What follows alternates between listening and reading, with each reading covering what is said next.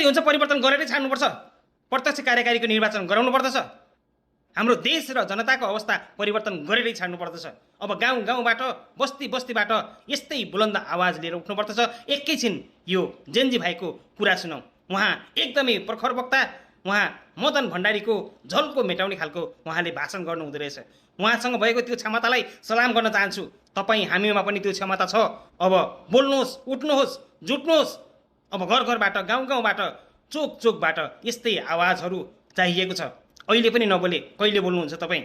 हामीले हाम्रो देश र जनताको अवस्था परिवर्तन गर्नको लागि तपाईँ भित्र भएको क्षमतालाई अब देखाउनु पर्दछ। कसैको डर नराखी, कसैको धम्की वास्ता नगरिकन तपाईँ हामी अगाडि बढ्नु पर्दछ। तपाईँ हामी जस्ता साथीहरूले यी जेन्जी भाइहरूलाई समर्थन गर्नुपर्दछ अनि उनीहरूलाई काँधमा काँध साथमा साथ लिएर तपाईँ हामी पनि एकजुट भएर अघि बढ्नुपर्दछ। तपाईँ हाम्रो देश हो, तपाईँ हामीले बनाउने हो।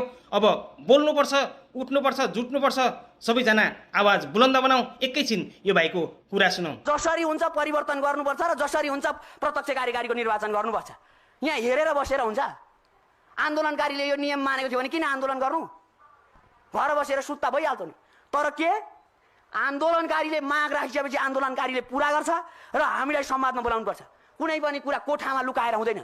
उहाँसँग भएको त्यो क्षमतालाई सलाम गर्न चाहन्छु।